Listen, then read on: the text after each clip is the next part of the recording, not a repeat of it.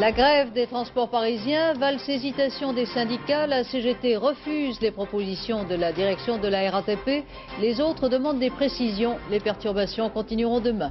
Le RPR dépose à l'Assemblée une motion de censure contre le gouvernement, l'UDF et les centristes la voteront mais ne la signent pas, les communistes ne la voteront pas.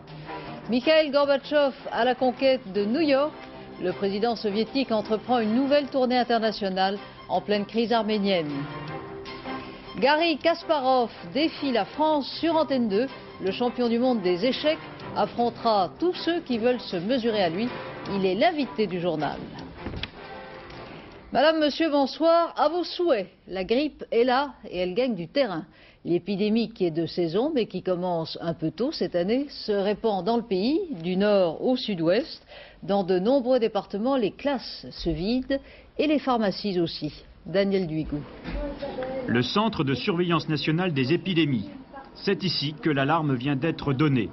Presque la moitié de la France est aujourd'hui touchée par la grippe. Une grippe qui arrive plus vite et plus forte que les années précédentes. On compte déjà 2 fois plus de malades par généraliste, alors que l'année dernière, l'épidémie n'éclata que fin janvier. Et ça va continuer. La première contre-attaque, c'est le vaccin. Il s'impose à tous les malades chroniques, mais d'abord aux personnes âgées. Une vaccination gratuite pour les plus de 70 ans jusqu'au 17 décembre. Chaque année, seulement 10% de la population est vaccinée. La deuxième contre-attaque, c'est un nouveau médicament antiviral, la rimantadine. Il n'est efficace que lorsque les premiers symptômes apparaissent, c'est-à-dire fièvre, frissons et crampes. Il faut alors courir chez son médecin qui seul pourra le prescrire. Chaque année, la grippe coûte très cher à la société, 1500 morts, 16 millions de journées de travail perdues et 12 milliards de francs en frais d'hospitalisation. La CGT dit non, les autres syndicats hésitent. L'incertitude demeure donc ce soir sur l'issue du conflit dans les transports parisiens. Les syndicats ont recueilli tout au long de la journée les réactions de leur base aux propositions faites la nuit dernière par la direction de la RATP. En tout cas, les perturbations du trafic se poursuivront demain. Christophe Martet, Nicolas Jacobs. Nous allons immédiatement voir la direction générale qui nous attend pour traiter de ces problèmes qui restent en suspens. Signé ou non le protocole d'accord proposé la nuit dernière par la direction de la RATP. Comme la CFDT, les 3 autres syndicats modérés ont choisi finalement de ne pas trancher et de continuer à négocier. Il leur était difficile de faire autrement et de risquer de se couper de leur base. La raison de ces hésitations, on la trouve sur le terrain, comme ici, à Boissy-Saint-Léger, aux ateliers d'entretien du RER. Cet après-midi, l'Assemblée générale a reconduit la grève, pour au moins 24 heures, comme dans tous les autres dépôts de la RATP. Contrairement à ce qui était espéré, les propositions faites la nuit dernière par la direction ont été mal reçues par le personnel. Une majorité a dit non. On demande depuis 4 semaines 1000 francs, on nous propose 300 francs, c'est ridicule. C'est pas assez. C'est tout. Non mais faut que ça s'arrête, ils nous prennent pour des... Ils n'arrêtent pas là. Tous les jours ils nous proposent quelque chose mais ça avance à rien. Faut que ça s'arrête maintenant. Il faut dire que pour les 4 syndicats, CFDT, FO Exécution, CFTC et Autonome, les propositions négociées cette nuit sont difficiles à expliquer à la base. Certes, tous recevront au moins 300 francs, mais d'abord étalés sur 2 ans. Et ensuite, une partie de cette somme correspond en fait à des réintégrations de primes dans les salaires. Pour beaucoup d'agents de la RATP, cela ne correspond donc pas à une véritable augmentation, à l'argent frais qu'ils attendaient. Pendant ce temps, la CGT, elle, continue à faire monter la pression. Manifestation ce matin devant le siège de la RATP pour refuser en bloc le protocole d'accord et demander toujours 1000 francs pour tous. Demain, de nouvelles assemblées générales auront lieu. Elles se prononceront sur la poursuite ou non du mouvement après 24 heures de réflexion et d'explication. Parisiens et banlieusards ne sont pas les seuls à souffrir des conflits sociaux. À Marseille, la grève des postes continue et les transports en commun depuis 7 semaines fonctionnent qu'à un quart. Patrice Velay. Une grève organisée. Métro et bus à l'arrêt 1 heure par jour depuis 1 mois et demi. Affichage des perturbations, les Marseillais savent donc à quoi s'en tenir. Négociation difficile, le médiateur nommé samedi a démissionné hier, aussitôt remplacé. De nouvelles propositions seront faites demain aux syndicats. Les syndicats engagés jusqu'au bout dans un bras de fer avec la direction. la ville a débloqué 800 millions de centimes pour satisfaire nos revendications. La seule proposition de la direction, c'est 38 francs par mois d'augmentation de salaire. C'est pour ça que nous continuons le conflit, parce que ce n'est pas suffisant. Autre conflit dans l'impasse, celui des PTT. Courrier en panne pour la 4e semaine, plus d'1 million d'objets et 80 000 sacs postaux en souffrance. Les lettres passent au compte-gouttes par des centres de tri parallèles sous le contrôle de la police. Marseille s'enlise dans les grèves. Le courrier, si vous avez votre retraite qui n'arrive pas, comment vous vivez? Non, c'est lamentable. C'est dur, hein? C'est fatigant. On est jeunes, nous, et on n'a pas l'habitude de marcher. Le transport gratuit pour les gens, ça ferait une grève, disons, populaire, et puis, disons, vis-à-vis des directions, peut-être plus efficace. Grève également à la SNCF sur les lignes de banlieue et au port autonome. Mot d'ordre national de 24 heures des marins et dockers. À Marseille, la journée de demain s'annonce une fois de plus sous le signe des embouteillages. Grève demain à Lyon, mais c'est plutôt une bonne nouvelle pour les Lyonnais. Pas de contravention, les pervenches ne séviront pas demain.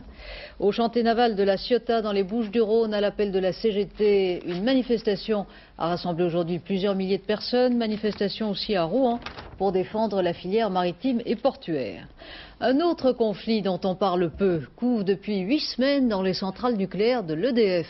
Là encore, les conducteurs de centrales appliquent la tactique dite de la grève thrombose, provoquant des baisses de production qui, pour le moment, n'affectent pas les usagers. Jean-Pierre Mitivet.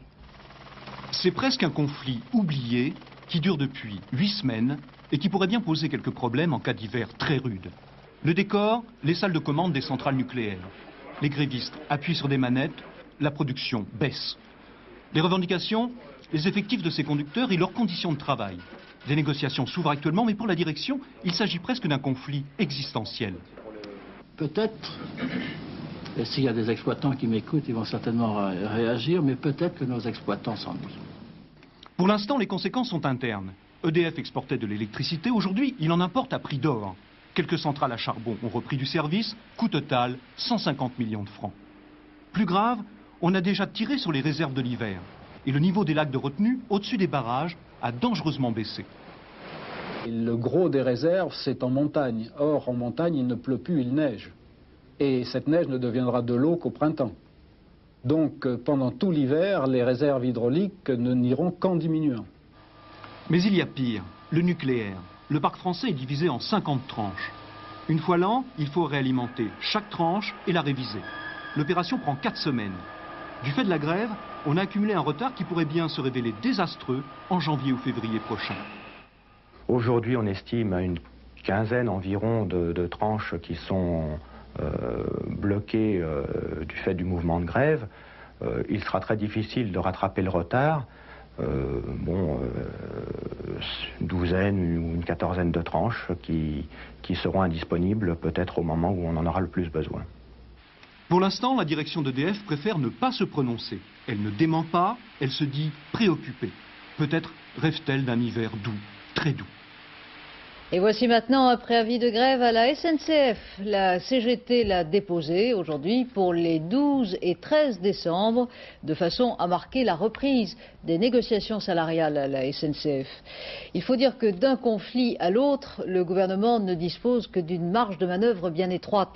Au-delà de la tactique utilisée par la CGT et par le Parti communiste, la grogne des salariés des différents secteurs publics risque d'obéir aussi à un effet d'entraînement. Gérard Leclerc. Absolument, et ce soir l'inquiétude est double. D'une part, que faire si la grève continue à la RATP? Pas de réponse, le gouvernement estime être allé aux limites de ce qui était possible et même un peu au-delà. La rigueur salariale a été quelque peu assouplie et la sacro-sainte masse salariale progressera l'an prochain plus vite que l'inflation. Pas question donc de rouvrir la négociation sur les salaires. C'est, souligne-t-on au ministère avec un rien d'agacement, aux syndicats modérés de prendre leurs responsabilités. Il en va de leur crédibilité et de savoir terminer une grève selon la formule consacrée. Deuxième inquiétude, que l'accord RATP fasse des jaloux, donc le risque de contagion au reste du secteur public. L'accord RATP reste avec ses spécificités dans la ligne de ce qui a été concédé aux fonctionnaires et à l'EDF. En principe donc pas trop de danger de ce côté. Toutefois le gouvernement prend les devants en multipliant les initiatives à l'égard des enseignants ou des postiers. En revanche, la situation est beaucoup plus problématique à la SNCF. Le PDG Jacques Fournier va devoir améliorer ses propositions avant la réunion de négociation de lundi prochain. Mais sans même attendre, vous l'avez dit, la CGT a déposé aujourd'hui un préavis de grève. Même si le préavis n'est pas la grève et si la SNCF n'est pas la RATP, il n'y a pas d'élection en vue et le conflit de 86 a laissé des séquelles. Dans le malaise salarial actuel, le risque d'enchaînement est réel.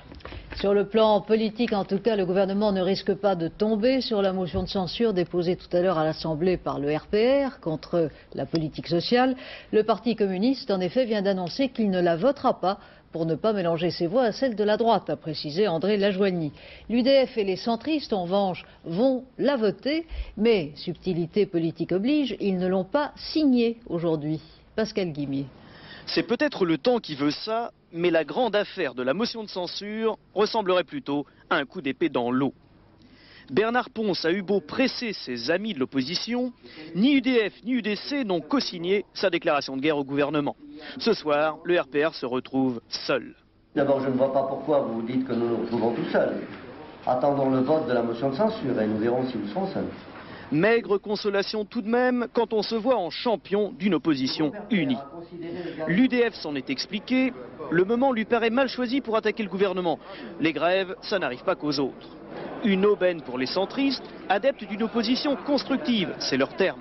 Les amis de Pierre Méhaignerie voudraient maintenant obliger Michel Rocard à repenser la notion même de service public, proposition de loi à l'appui. Quant à refuser de co-signer la motion RPR tout en annonçant qu'ils la voteront, qu'on se le dise, ce n'est qu'une péripétie. Ce qui est important pour nous, c'est le seul débat engagé devant le pays sur l'avenir du service public, en forçant le gouvernement à expliquer ce qu'il veut faire.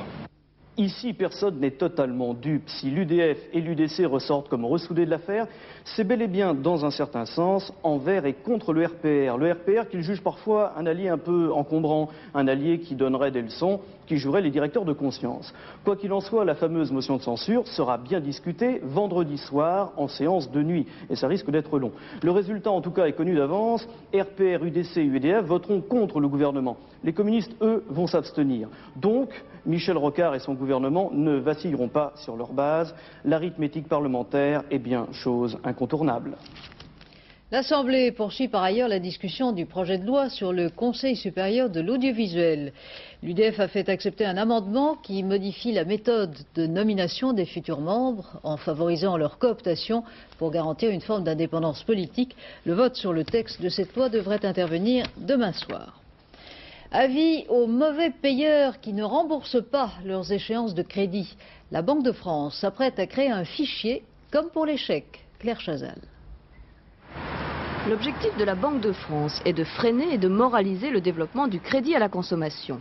Le crédit aux particuliers a en effet explosé ces 2 dernières années et pour les pouvoirs publics, les ménages s'endettent trop et n'épargnent pas assez. Mais il s'agit aussi de faire la chasse aux mauvais payeurs. Dans certains organismes de crédit, les incidents de paiement atteignent 7 à 8% des opérations.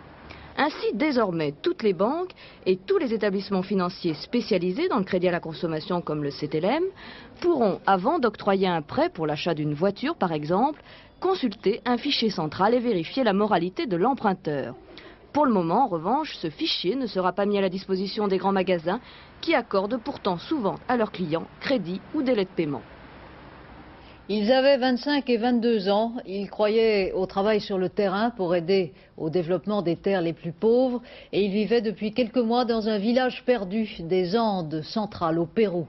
Ils ont été sauvagement assassinés dimanche dernier dans une opération de guérilla maoïste se réclamant du sentier lumineux. Patricia Coste. La cordillère des Andes au Pérou.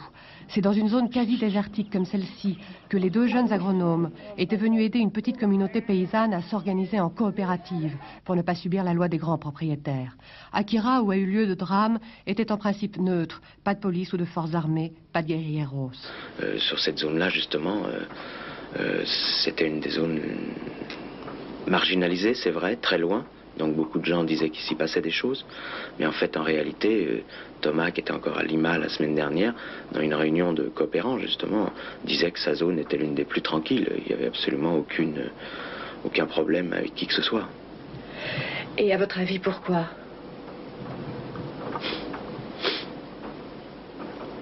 Ce genre de questions...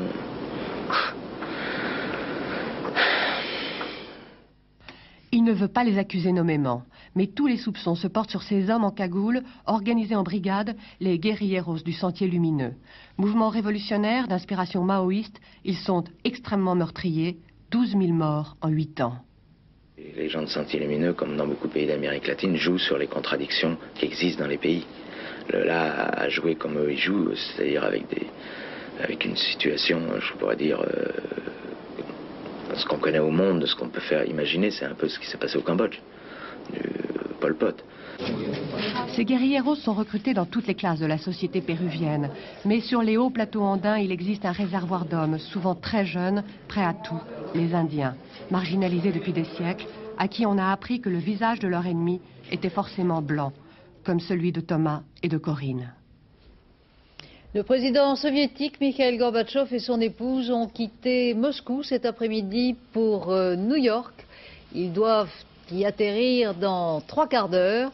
Le programme new-yorkais est chargé. Déjeuner demain avec le président Reagan et son successeur, George Bush, et surtout le premier discours à l'Assemblée générale des Nations Unies d'un président soviétique qui y révélerait une surprise diplomatique. 3 jours en tout cas pour conquérir l'opinion américaine qui joue déjà Gorbatchev superstar. Jacques Abouchard.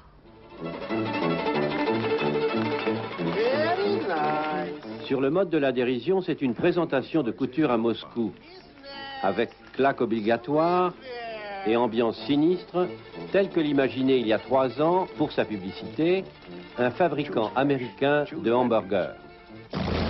Rambo 3 en rajoutait dans l'antisoviétisme et l'image d'une Russie agressive. Mais malgré les efforts de l'acteur Stallone, le film sorti début 88 a été un échec cuisant. Comme si le public américain ne croyait plus au péril rouge. C'est que Mikhail Gorbatchev rassure. Son bain de foule à Washington en décembre dernier avait été un vrai succès, exploité de long en large par toutes les chaînes de télévision. I just couldn't believe it. It's great. Je crois que plus qu'auparavant, puisque je crois que la plupart des Américains ont beaucoup de confiance en lui. Par exemple, à propos de ce qu'il fait, de perestroïka, etc. Je dirais qu'il est un homme avec une image très aimable, très sympa chez les jeunes, qu'il est très différent des hommes politiques de la Russie d'autrefois.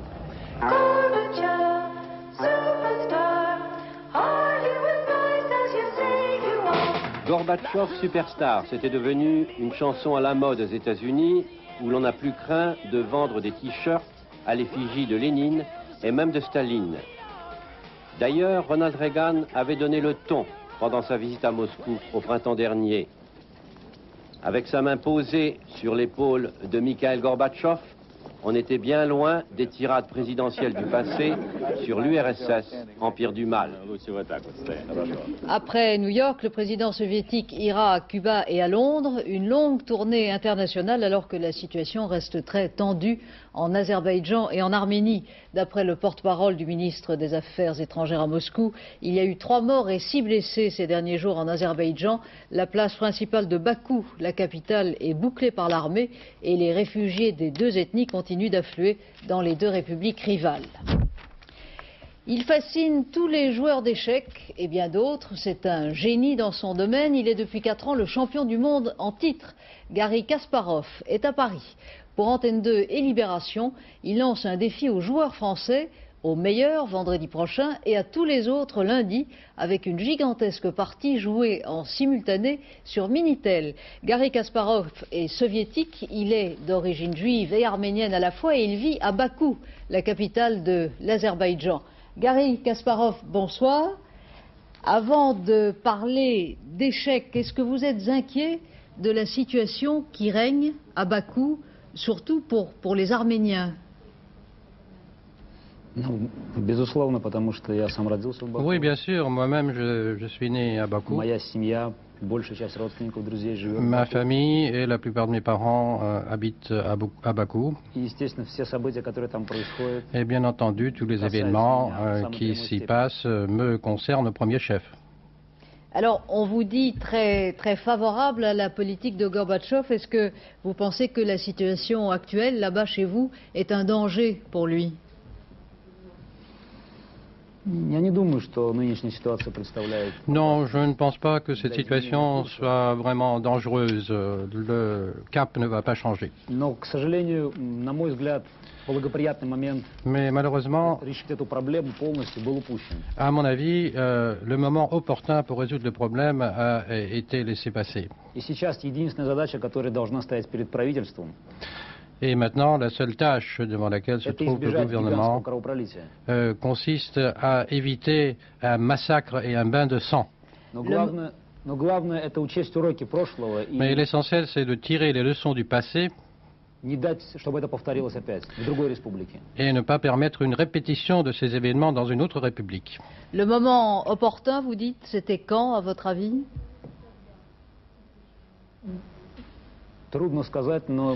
C'est difficile à dire.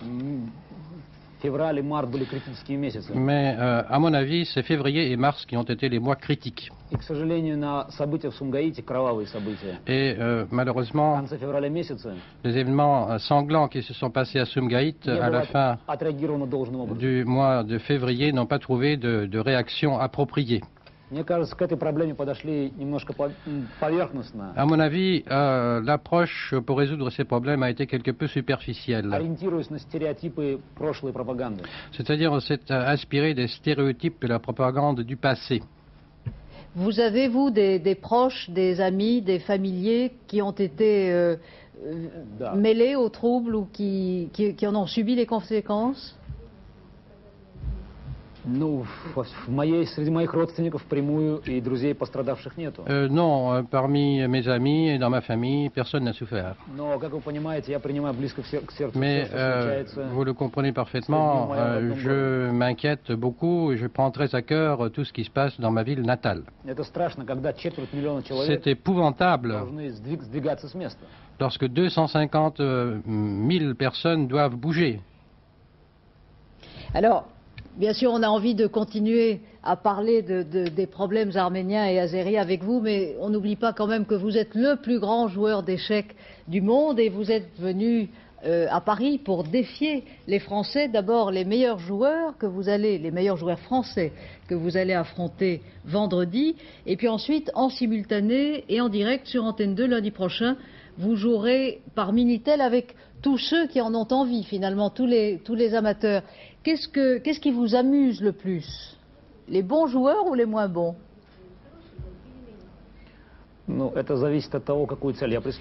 Ça dépend de mon objectif. Si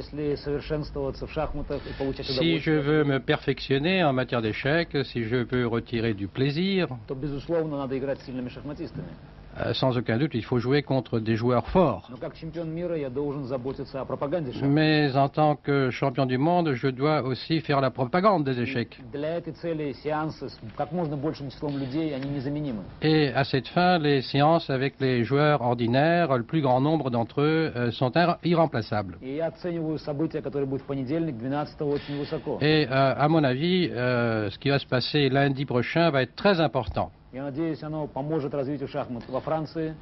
J'espère que cet événement va contribuer à répandre le goût des échecs en France, surtout en ce moment, alors que le jeu est en train de se développer. Alors, vous êtes installé là dans les locaux du journal Libération. On vient de voir derrière vous le code du Minitel qu'il s'agira de taper donc lundi. Pour jouer avec vous aux échecs, il faudra taper 3615 code ROC. Mais c'est quand même pas drôle de penser que de toute façon vous allez gagner. Oui, c'est la profession du champion du monde. Il doit gagner.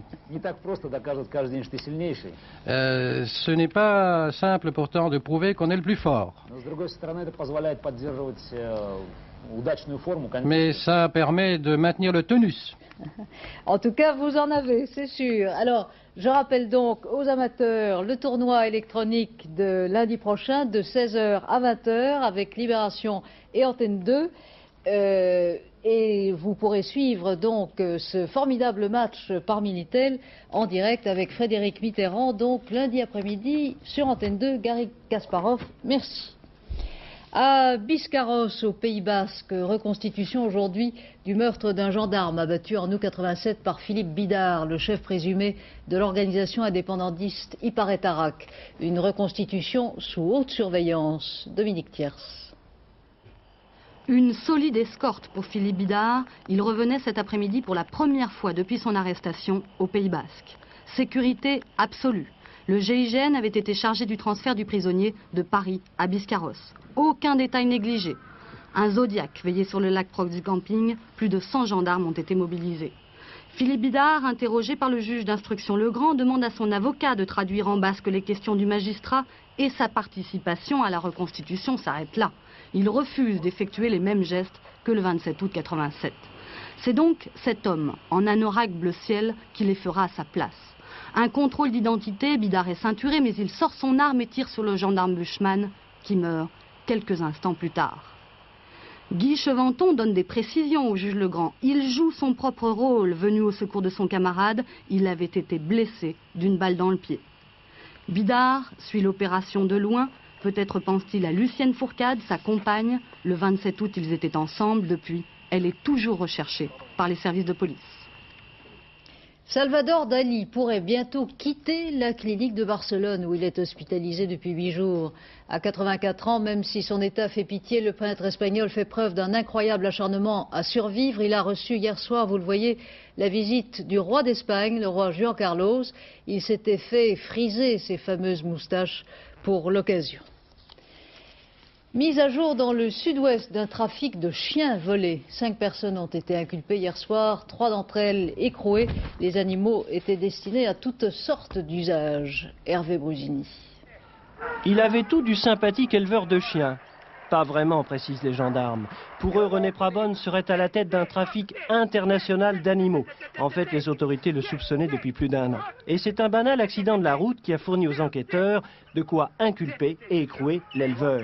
Samedi dernier, René Prabonne avait été incapable de justifier l'origine des chiens qu'il transportait dans sa camionnette.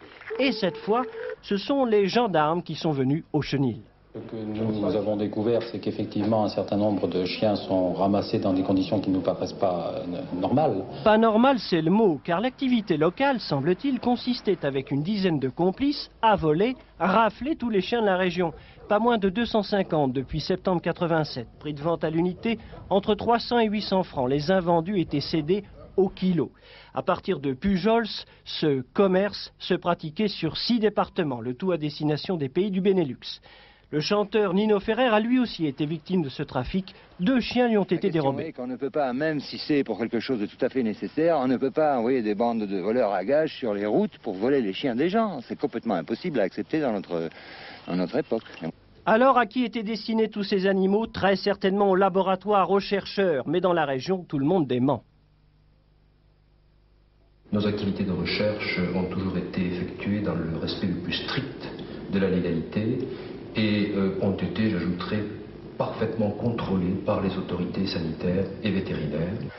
Les vétérinaires qui ont utilisé les animaux volés, connaissaient-ils leur provenance? Les enquêteurs s'emploient à répondre à cette question. Pendant ce temps, dans les rues de Toulouse, certains sont tout heureux d'avoir échappé à ce triste sort. Quel match! 4h43 d'un duel de toute beauté la nuit dernière sur Antenne 2. C'était la finale en tennis du Masters de New York. Boris Becker a fini par avoir raison d'Ivan Lendl grâce à une balle qui était celle du sort. Francis Maroto. Le mètre 88, c'est le mètre 93. Explication, le tournoi des maîtres 1988 remporté par un garçon d'1m93. Boris Becker, double vainqueur de Wimbledon, s'est imposé cette nuit à Ivan Lendl en 5-7. Le Tchèque remporte le premier et le troisième set, mais Becker ne cède pas. Il se bat sur toutes les balles, sur tous les coins du court, rarement pris de court. Et surtout, jamais à court d'arguments, la preuve. Finalement, Becker empoche le tie-break de la 5e manche, le chèque d'1 700 000 francs et inscrit son nom pour la première fois au palmarès du Masters en l'emportant 5-7, 7-6, 3-6, 6-2, 7-6 au terme d'un match de 4h40. Becker qui a également reçu un télégramme de félicitations du chancelier Kohl pour, je cite, cette victoire extraordinaire. Et vous avez vu la dernière balle qui a ricoché sur le filet? du bon côté. Voilà, dans un instant, Laurent Cabrol vous parlera du mauvais temps sur beaucoup de régions françaises. Vers 23h30, Henri Sagnier vous présentera notre dernière édition. Demain matin, à 7h45, l'invité de Gérard Morin sera Jean Cluzel, le sénateur de l'Allier, qui parlera bien sûr du projet de loi sur le Conseil supérieur de l'audiovisuel. Très bonne soirée sur Antenne 2. À demain 20h.